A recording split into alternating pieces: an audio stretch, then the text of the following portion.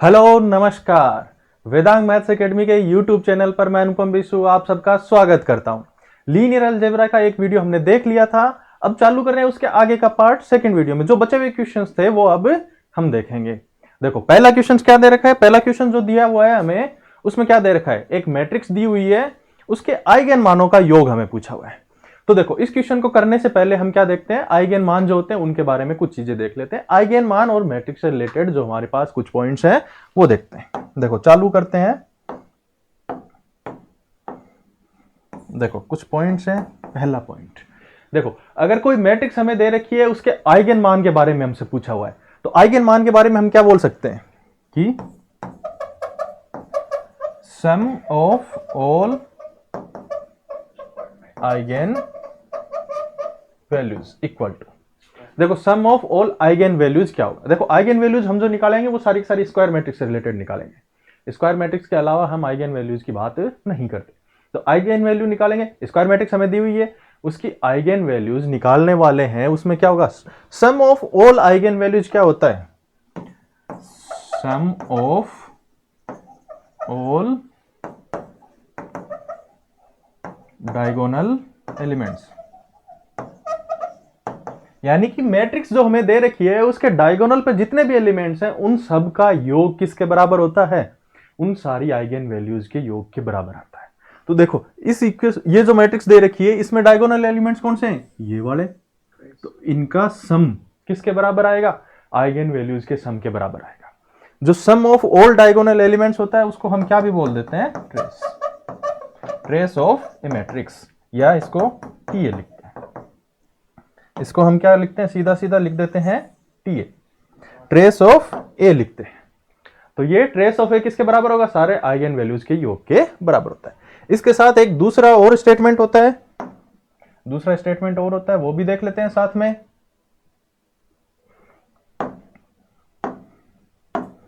दूसरा स्टेटमेंट जो दिया वो, दूसरा स्टेटमेंट हम जो बोलते हैं वो क्या होता है, आइगन वैल्यूज जो होती हैं एक मैट्रिक्स की उनका मल्टीप्लिकेशन किसके बराबर होता है,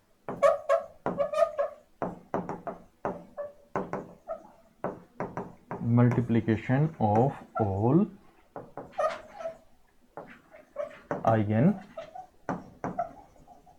वैल्यूज किसके बराबर होगा, determinant of that matrix, determinant of A कोई मैट्रिक्स है तो उसकी सारी आइगन वैल्यूज का मल्टीप्लिकेशन किसके बराबर होगा, उसका डिटरमिनेंट के बराबर होता है। Determinant of A equal to क्या आ जाएगा, आइगन वैल्यूज मान लो लैम्डा 1 लैम्डा 2 लैम्डा 3 है, तो इनका मल्टीप्लिकेशन जितनी भी उसकी आइगन वैल्यूज होती हैं सब। एक मैट्रिक्स अगर n क्रॉस n की है तो उसकी आइगन वैल्यूज कितनी आएंगी, n आइगन वैल्यूज आती हैं, तो उन सबके मल्टीप्लिकेशन के बराबर आ जाएगा। इसके बाद देखो एक चीज और बता देता हूं मैं, अगर किसी भी मैट्रिक्स का डिटरमिनेंट इक्वल टू 0 है, किसी मैट्रिक्स का जो है वो डिटरमिनेंट इक्वल टू 0 आता है, तो वो किसके, उसकी at least one eigen value, one eigen value equal to 0 है। एक कम से कम एक आइगन वैल्यू क्या होगी, उसकी 0 होगी। इसका इनवर्स भी बोल सकते हैं, अगर एक आइगन वैल्यू भी अगर इक्वल टू 0 हो जाती है तो उसका डिटरमिनेंट किसके बराबर आएगा, 0 के बराबर। यानी कि आइगन वैल्यू के लिए हमने तीन चीजें देख ली, जितनी भी आइगन वैल्यूज हैं उन सबका सम किसके बराबर होता है, मैट्रिक्स के ट्रेस के बराबर, यानी कि sum of all diagonal elements के बराबर। दूसरा हम देखते हैं जो मल्टीप्लीकेशन है, वो जो आइगन वैल्यूज है उनका मल्टीप्लीकेशन किसके बराबर आएगा, उसके डिटरमिनेंट के बराबर आता है। तीसरी हमने देखी कि अगर डिटरमिनेंट इक्वल टू 0 आता है तो कम से कम एक आइगन वैल्यू ऐसी होगी जो 0 होगी, या फिर अगर एक आइगन वैल्यू भी 0 हो गई तो उसका डिटरमिनेंट कितना आएगा, 0। तो अब देखो इस क्वेश्चन का सॉल्यूशन देखते हैं, this sum of all eigen values of the matrix. तो हमने जो देखा स्टेटमेंट उसके हिसाब से क्या हो जाएगा, डायगोनल एलिमेंट्स या ट्रेस के बराबर। तो ये देखें तो क्या हो जाएगा, -2 + 1 + 0 किसके बराबर आ गया, -1 के बराबर। ऑप्शन नंबर सेकंड, यानी कि इसका आंसर कौन सा हो गया, ऑप्शन नंबर सेकंड। अब बढ़ते अगले क्वेश्चन की ओर।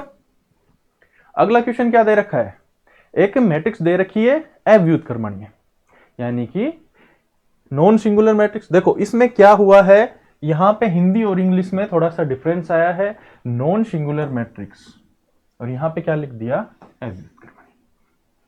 सिंगुलर मैट्रिक्स क्या होती है, सिंगुलर मैट्रिक्स देखो, सिंगुलर मैट्रिक्स मैट्रिक्स की प्रॉपर्टी क्या होती है, जिसका सारणिक क्या हो जाए, इक्वल टू 0 हो जाए। जिसका सारणिक 0 आ गया उसको क्या है, उसका व्युत्क्रम नहीं हो सकता। यहां नॉन सिंगुलर दी है तो नॉन सिंगुलर के लिए क्या हो जाएगा, नॉन सिंगुलर मैट्रिक्स की प्रॉपर्टी क्या हो जाएगी, सारणिक of A not equal to 0। अगर सारणिक ए नॉट इक्वल टू 0 है तो उसका व्युत्क्रम हम कर सकते हैं, वो क्या हो जाएगी, व्युत्क्रमणीय मैट्रिक्स होगी, अव्युत्क्रमणीय नहीं होगी। तो ये है अव्युत्क्रमणीय, गलत लिख दिया था, इसमें व्युत्क्रमणीय मैट्रिक्स आएगा। तो एक मैट्रिक्स दे रखी है जिसका व्युत्क्रम पॉसिबल है या नॉन सिंगुलर मैट्रिक्स है A3 दे रखी है, यानी 3 क्रॉस 3 की, 3 क्रॉस 3 के मैट्रिक्स है, n इक्वल टू कितना हो गया 3। तो नंबर ऑफ आइगन वैल्यू कितनी हो जाएंगी, नंबर ऑफ आइगन वैल्यूज कितना होता है, इक्वल टू n। तो कितनी होगी, 3 आइगन वैल्यूज हैं। इसने क्या दे दिया, one of the eigen value एक दे दी, तो हम क्या मान लेते हैं, लेमडा 1 इक्वल टू क्या है 7। लेमडा 1 इक्वल टू क्या दे रखा है, हमें 7 दिया हुआ है, and it's determinant value is also 7, यानी कि सारणिक ए का मान भी कितना दे दिया, 7 दे दिया। सारणिक ए का मान भी कितना हो गया, 7 हो गया। Then the eigen value of adjoint A पूछ रखा है। देखो आइगन वैल्यूज के जो मान है उसके बारे में भी देखो एक स्टेटमेंट देख लेते हैं। देखो अगर एक मैट्रिक्स A है जिसकी eigen values lambda 1, lambda 2, lambda 3 and up to lambda n है, n आइगन वैल्यूज हैं लेमडा 1, लेमडा 2, लेमडा n तक। तो अब देखो इसका जो डिटरमिनेंट है वो किसके बराबर है, मान लिया सारणिक डिटरमिनेंट ऑफ A है। तो इसके एडजॉइंट A की आइगन वैल्यूज क्या होंगी, वो आइगन वैल्यूज होंगी सारणिक A, यानी determinant of A upon lambda 1, determinant of A upon lambda 2, इसी तरह चलता जाएगा कहां तक, determinant of A upon lambda n के बराबर। यानी कि जो सारणिक है उसमें आइगन वैल्यूज का डिवाइड करते जाएंगे तो हमें एडजॉइंट A की आइगन वैल्यूज मिलती जाएंगी। एडजॉइंट A की ये क्या होंगी, आइगन वैल्यूज। इसमें पूछा है एडजॉइंट A की आइगन वैल्यू कितनी होगी, तो सारणिक A का मान दे रखा है 7, एक आइगन वैल्यू दे रखी है 7, तो कितना आ गया, एक आइगन वैल्यू कितनी होगी, 1 हो जाएगी। एक आइगन वैल्यू पूछी थी, कितना आंसर आ गया 1। तो ऑप्शन नंबर 3, इसका आंसर कौन सा हो जाएगा, ऑप्शन नंबर 3 1। अगर हमें बाकी की चीजें भी दे रखी होती तो हम बाकी की सारी आइगन वैल्यूज भी निकाल सकते थे। देखो बढ़ते आगे, आगे क्या दिया हुआ है, एक स्टेटमेंट पूछा हुआ है। हम पढ़ते आए हैं जो वेक्टर स्पेस होता है उसमें हम पढ़ते हैं कौन सी, rank nullity theorem. Rank nullity theorem पढ़ते हैं। रैंक नलिटी थ्योरम क्या होती है, रैंक नलिटी थ्योरम या फिर ये रिलेटेड होती है किससे, सेल्वेस्टर लॉ से। सेल्वेस्टर लॉ ऑफ मैट्रिक्स होता है, उससे रिलेटेड होती है रैंक नलिटी थ्योरम। क्या होती है, ये होती है rank of a vector space या लीनियर ट्रांसफॉर्मेशन बोल दो किसके बराबर, rank of T plus nullity of T equal to किसके बराबर आ जाती है, डायमेंशन ऑफ टी के बराबर। रैंक प्लस नलिटी किसके बराबर होती है, डायमेंशन के। मैट्रिक्स के लिए बोलना चाहें तो क्या होता है, मैट्रिक्स जितनी ऑर्डर की होती है, जैसे एन ऑर्डर की मैट्रिक्स होती है तो उसमें क्या हो जाएगा, उसके जो कॉलम स्पेस है उसमें Li कॉलम कितने होंगे, उनकी संख्या, प्लस उसके नल स्पेस में कितने कॉलम्स की संख्या होगी वो, तो उसके बराबर हो जाती। यानी कि rank plus nullity equal to कितना आ जाता है, डायमेंशन ऑफ टी। तो इसमें कौन सा हो जाएगा आंसर, देखो ये याद रखने लायक है, rank plus nullity equal to dimension of T. Rank nullity theorem बोलते हैं इसको। तो स्टेटमेंट कौन सा हो गया, rank plus nullity equal to dimension of V, option number 2। सीधा सीधा थ्योरम का स्टेटमेंट पूछ लिया। तो ये भी देखो इतने आसान आसान क्वेश्चन आते हैं, बहुत कम समय में हम कर सकते हैं, इसीलिए लीनियर अलजेब्रा जो है वो फर्स्ट ग्रेड की तैयारी के लिए इंपॉर्टेंट टॉपिक है। कम सिलेबस है, आसान क्वेश्चन आते हैं, आसानी से हो भी जाते हैं। पिछली बार देखो 2022 में हम देखें तो कितने क्वेश्चन आ चुके हैं, देखो ये 2022 में आया हुआ क्वेश्चन एक, ये 2022 में आया हुआ क्वेश्चन दूसरा, ये 2022 में आया हुआ क्वेश्चन तीसरा, और एक 2022 में आया हुआ क्वेश्चन चौथा। 4 क्वेश्चन 2022 में आए हैं इस एक टॉपिक से। सीधे सीधे क्वेश्चन है, हमने 2 क्वेश्चन करके देख लिए, सीधे सीधे पूछा था, तीसरा क्वेश्चन और करके देख लेते हैं। तीसरे क्वेश्चन में क्या दिया हुआ है, एक लीनियर ट्रांसफॉर्मेशन दे रखा है टी R3 से R2, किस पे, R2 से R3 पे दिया हुआ है T A B equal to A plus B, A minus B और बी। अब यहां पे इसका क्या पूछ लिया, कर्नल पूछा हुआ है। तो कर्नल की डेफिनेशन क्या होती है, कर्नल ऑफ किसी भी लीनियर ट्रांसफॉर्मेशन किसके बराबर होता है, kernel of T equal to, kernel में वो एलिमेंट्स आते हैं जो क्या करते हैं, उसका जो इमेज स्पेस जो बनने वाला है उसके जीरो एलिमेंट्स पे मैप करें। R3 का जीरो एलिमेंट क्या होगा, 0,0,0, 3 टपल्स में जीरो एलिमेंट वाला। तो देखो इसके क्या होंगे, वो एलिमेंट्स R स्क्वायर के एलिमेंट्स होने चाहिए, तो यानी कि A, B वो एलिमेंट्स, या फिर इसको XY लिख देते हैं, x, y वो एलिमेंट्स जो T x, y किसके बराबर हो, 0, 0, 0 पे मैप हो, वो एलिमेंट्स जो 0,0,0 पे मैप हो। अब देखो लीनियर ट्रांसफॉर्मेशन हमें दे रखी है, उसकी डेफिनेशन पुट करते हैं इसमें, तो क्या हो जाएगा, kernel of T equal to क्या आ जाएगा, x, y such that T X, y का मान कितना हो जाएगा, x plus y, x minus y और y इक्वल टू क्या, 0, 0, 0। तो देखो यहां से कंपैरिजन करें, y इक्वल टू कितना आ गया, 0, x plus y equal to 0, x minus y equal to 0, क्या आया, x plus y equal to 0, x minus y equal to 0 और y इक्वल टू 0। देखो y की सीधी वैल्यू आ गई 0, जैसे y की वैल्यू 0 ऊपर वाले दोनों इक्वेशन में पुट करेंगे क्या आ जाएगा, x इक्वल टू भी क्या आ जाएगा 0। तो हमें क्या मिल गया, x equal to 0, y equal to 0। केवल एक एलिमेंट मिला है, कौन सा, जीरो एलिमेंट। तो इसके कर्नल में कौन सा एलिमेंट हो जाएगा, कर्नल में केवल एक एलिमेंट आएगा 0,0। तो इसके कर्नल में केवल क्या आया, 0,0। Option number. देखो कितना आसान क्वेश्चन पूछे हुए हैं, कर्नल पूछा हुआ है, कर्नल में कौन कौन से एलिमेंट होंगे ये पूछा हुआ है। तो कर्नल में वो एलिमेंट्स आते हैं जिनकी इमेज 0 पे जाती है, या फिर उसके जो जीरो एलिमेंट होता है, R3 का जीरो एलिमेंट कौन सा जाएगा, वेक्टर स्पेस का जीरो एलिमेंट होता है उस पे जाती है, तो R3 का जीरो एलिमेंट कौन सा होता है, 0,0,0। लीनियर ट्रांसफॉर्मेशन की डेफिनेशन लगाएंगे और मान निकाल लेंगे। इसमें केवल एक एलिमेंट आया 0,0। बढ़ते हैं आगे नेक्स्ट क्वेश्चन की ओर। देखो ये क्वेश्चन जो दिया हुआ है ये थोड़ा सा लेंथी क्वेश्चन जरूर था, लेकिन इसको भी किया जा सकता था। इसमें क्या पूछा है, इनमें से नोट करेक्ट पूछा हुआ है, नोट करेक्ट पूछा हुआ है। तो देखो इसमें देखते हैं पहला option, S plus T equal to linear span of S union. देखो S प्लस टी दिया हुआ है, देखो फर्स्ट ऑप्शन कर रहे हैं S plus T. S plus T में कौन से एलिमेंट आते हैं, S प्लस टी में एलिमेंट आएंगे किस प्रकार के, x प्लस वाई टाइप के एलिमेंट, जिसमें क्या होगा x बिलोंग्स टू S हो और y बिलोंग्स टू क्या हो, t element. x plus y type के एलिमेंट आएंगे, x belongs to S, y belongs to t आएंगे।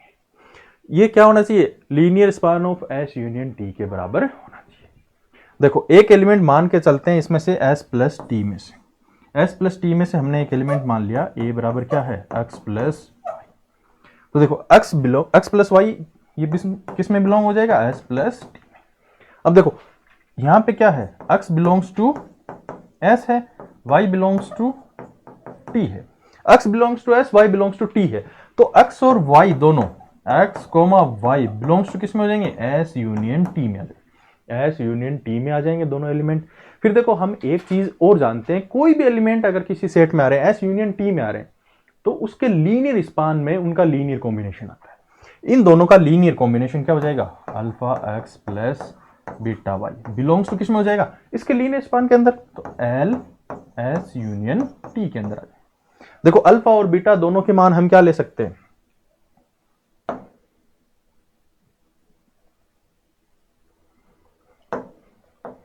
जैसे ही हम क्या करें, alpha equal to beta equal to 1 लेंगे, 1 बिलोंग्स टू एफ, फील्ड में होना चाहिए। जैसे ही ये क्या होगा, फील्ड में 1 आइडेंटिटी एलिमेंट या फिर 1 एलिमेंट तो बोलते ही है इसको, वो फील्ड में जरूर होता है। देखो वेक्टर स्पेस की डेफिनेशन जब हम पढ़ने जाएंगे तो उसमें क्या होगा, 1 एलिमेंट और 0 एलिमेंट दोनों उसमें यूनिट एलिमेंट होता है, यूनिट एलिमेंट उसमें बिलोंग करता है फील्ड में। तो ये 1F में होगा, तो ये क्या, जैसे इसमें पुट करेंगे x plus y belongs to किस में आ जाएगा, linear span of S union t में जाएगा। हम एक रैंडम एलिमेंट मान के चले थे किसका, S प्लस टी का, किस में आ गया, linear span of S union t में आ गया। तो यहां से हम क्या बोल सकते हैं, देखो यहां से हम एक चीज बोल सकते हैं कि S प्लस टी का एक रैंडम एलिमेंट माना था, किस में आ गया, linear span of S union t। तो ये सबसेट इक्वल टू किस में हो जाएगा, linear span of S union t में आ जाएगा। इसके बाद चेक करें हम, अब दूसरा तरीका देखो, इसको तो इसका सबसेट इक्वल टू दिखा दिया, इसको इसमें प्रूव करेंगे। तो देखो linear span of S union, देखो ये हो गया एक, इसको दे देता हूं इक्वेशन नंबर फर्स्ट। अब इसका एक एलिमेंट मान के चलेंगे और एस प्लस टी में उसको दिखा देंगे। देखो एस यूनियन टी है, एस यूनियन टी, इसमें क्या हो जाएगा, एस में एक x बिलोंग्स टू एस है, y बिलोंग्स टू टी मान लेंगे, तो x plus y belongs to क्या हो जाएगा, linear span of S union T. देखो ये चीज हमने यहां देख रखी है, x बिलोंग्स टू एस था, x बिलोंग्स टू एस था, y बिलोंग्स टू किस में था, t में। तो यहां से क्या हुआ, x comma y S union T में चले गए, उनका लीनियर कॉम्बिनेशन किस में चला गया, linear span of S union T में। तो एस यूनियन टी एक ऐसा एलिमेंट एस यूनियन टी में जरूर मिलेगा। अब देखो जो एस प्लस टी की डेफिनेशन है उसमें भी क्या होता है, एक एलिमेंट एस से होना चाहिए प्लस दूसरा एलिमेंट किससे होना चाहिए, टी से होना चाहिए, जो यहाँ पे लिख रखी है। तो इसमें भी जो एलिमेंट आ रहा है random element x plus y लेके चल रहे हैं, इसको alpha x plus beta y लिख दो चाहे। तो एक्स अगर एस में है तो अल्फा एक्स भी किसमें होगा, देखो एक्स बिलोंग्स टू एस है तो अल्फा एक्स बिलोंग्स टू क्या होगा, एस ही होगा। एस सब स्पेस दे रखा है, ऐसे किसी सेट में तो हम नहीं बोल सकते, लेकिन एक्स क्या है, वो एस क्या है, सब स्पेस दे रखा है, तो अल्फा एक्स भी क्या होगा, एस में होगा। ऐसे ही वाई बिलोंग्स टू क्या दिया है, टी, तो बीटा वाई बिलोंग्स टू क्या हो जाएगा, टी। दोनों का योग करें alpha x plus beta y, ये किस में आ जाएगा, एस प्लस टी में। तो यहां से क्या हुआ, linear span of S union T में एक एलिमेंट मान के चले थे, किस में आ गया, एस प्लस टी में। तो linear span of S union T subset equal to किस में आ गया, एस प्लस टी में। एक इक्वेशन ये मिल गई, इक्वेशन नंबर सेकंड। देखो इक्वेशन नंबर फर्स्ट और सेकंड, फर्स्ट में क्या है, इक्वेशन नंबर फर्स्ट में दे रखा है एस प्लस टी जो है वो एस यूनियन टी के लीनियर स्पान का सबसेट है। सेकंड इक्वेशन जो वो क्या कहती है, linear span of S union T किसका सबसेट है, एस प्लस टी का। इन दोनों से क्या बोल सकते हैं, दोनों बराबर होंगे। तो पहला जो स्टेटमेंट दे रखा है वो क्या हो गया, ट्रू हो गया। हमारा जो पहला स्टेटमेंट जो दे रखा है वो ट्रू हो गया।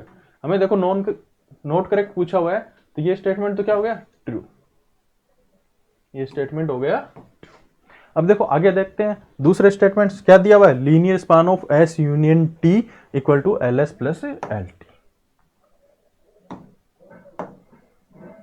Linear span of S union T equal to L S plus. देखो हम देखो एक चीज हम जानते हैं, अगर S क्या है,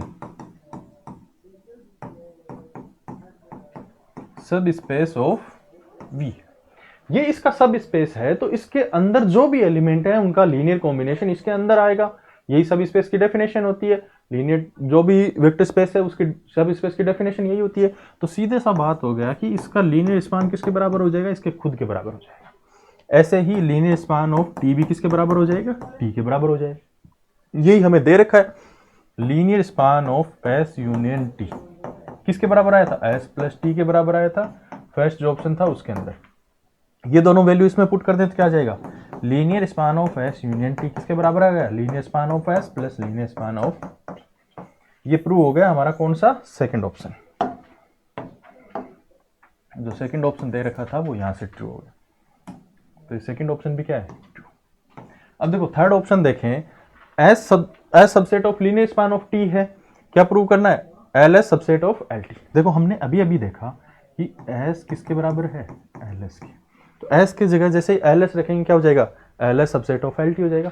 एल एस की जगह क्या रख सकते हैं, एस रखते हैं, तो ये इफ एंड ओनली इफ का रिलेशन हो जाएगा, तो ये भी क्या हो गया, ट्रू हो गया। नीचे दे रखा है linear span of T equal to linear span of T. देखो कोई भी सब स्पेस है उसका लीनियर स्पान उसके खुद के बराबर होता है, उसका फिर से लीनियर स्पान लेंगे तो भी वो उसी के बराबर आएगा। तो एक जब लीनियर स्पान हम कर चुके हैं तो उसके बाद दोबारा स्पान करेंगे, कोई नया एलिमेंट उसमें नहीं जुड़ने वाला, क्योंकि वो पहले से ही एक सब स्पेस बना चुका है। उस सब स्पेस के अंदर और एलिमेंट नहीं जुड़ते, क्योंकि जैसे ही कोई नया एलिमेंट जुड़ेगा वो सब स्पेस नहीं रहेगा या उस सब स्पेस में दूसरे में चेंज हो जाएगा। तो सब स्पेस पहले से दे रखा है, उसके सारे लीनियर कॉम्बिनेशन उसमें मौजूद होंगे, तो ये अपने आप ट्रिवियलिटी है, ये किसके बराबर आ जाएगा, ये बराबर टी भी आएगा। तो इसमें जो है वो चारों स्टेटमेंट दिए हुए हैं वो चारों सही है। हमें नॉट करेक्ट पूछा, कोई भी इसमें गलत नहीं आया, चारों स्टेटमेंट ट्रू हैं। तो ये क्या हुआ था, ये क्वेश्चन डिलीट किया गया था, इसको बोनस माना गया था। ये इस क्वेश्चन को क्या किया गया था, डिलीटेड क्वेश्चन था। इस क्वेश्चन को क्या किया गया था, डिलीट किया गया था। देखो 4 क्वेश्चन आए थे जिसमें से एक क्वेश्चन डिलीट कर दिया था, 3 क्वेश्चन है वो इजी क्वेश्चन थे, वो हमने देख लिए हैं। तो यहां देखो आके सारे क्वेश्चन पूरे हो जाते हैं। इसके अलावा और कोई क्वेश्चन आरपीएससी की एग्जाम्स में नहीं आया हुआ है। मैं एक बार फिर से बता देता हूं कि लीनियर अलजेब्रा एक ऐसा टॉपिक है जो केवल फर्स्ट ग्रेड के अंदर आता है, सेकंड ग्रेड में ये टॉपिक नहीं है और काफी आसान टॉपिक है। पिछली बार 4 क्वेश्चन आए हुए हैं, हो सकता है इस बार बढ़ भी सकते हैं, 4 भी रह सकते हैं, घट भी सकते हैं, पर हम आशा करते हैं कि कम से कम 4 क्वेश्चन तो इसमें से आने ही चाहिए। तो देखो इसको यहीं विराम देते हैं, अब मिलेंगे किसी अन्य टॉपिक के साथ, पीजी का कोई और टॉपिक लेके आएंगे। तब तक के लिए विदा लेते हैं, धन्यवाद।